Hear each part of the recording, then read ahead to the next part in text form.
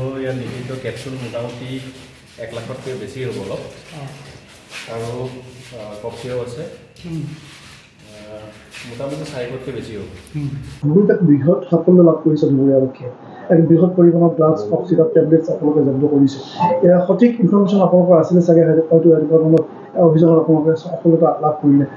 কেনেধৰণৰ অভিযানটো কেনেকুৱা ধৰণৰ আছিলে আৰু এই গোটেই টেক্সাছটোৰ লগত কোন এইটো আজি যোৱা ৰাতি যিটো আমাৰ বৃহৎ পৰিমাণৰ নিচাজাতীয় দ্ৰব্য আমাৰ ৰিকভাৰ হৈছে 1,15,000 কেপচুলছ ৰিকভাৰ হৈছে ইলিগেল ড্ৰাগছৰ আৰু লগতে প্ৰায় 475 বটলছ কফ চিৰাপ।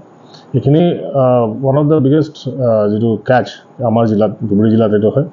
আৰু ইয়াৰ আমাৰ স্পেচিফিক ইনফৰমেশ্যন আছিলে, আমাৰ পিন পইণ্ট খবৰ আছিলে যেনেকুৱা ষ্টক কৰি থোৱা আছে বুলি, আৰু সেই গোটেইখিনি চিজ কৰিবলৈ সক্ষম হয়। যিজন মানুহ আছিলে তেওঁকো আটক কৰিবলৈ সক্ষম হৈছে আৰু NDPS এক্ট মতে যিখিনি কৰিব লাগে আমি কৰিছোঁ। ইণ্ট্ৰগেশ্যন চলি আছে আৰু ডেফিনেটলি যিটো ফ্ৰণ্ট লিংকেজ বুলি কয়, মানে আগত ক'লে হয় এইবিলাক, আৰু বেক লিংকেজ যে ক'ৰ পৰা আহিছে এই গোটেইখিনি পৰীক্ষা কৰা হৈছে আৰু ফাৰ্ডাৰ একশ্যন হ'ব।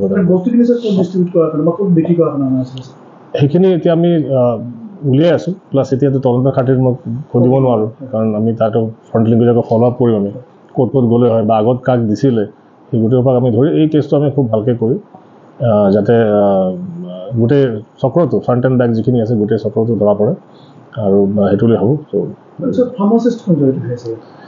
সেইটো আমি এতিয়া উল্লেখ কৰি আছোঁ। যিজন মানে আছিলে ধৰা পৰিছে মানুহজন, সিজন নিজেও তেওঁৰ আগত থকা বুলি কৈছে। বস্তুবিলাক আমি চাই আছোঁ এতিয়া। ডেফিনেটলি সম্ভাৱনা একদম হ'ব, একদম হ'ব, ডেফিনেটলি।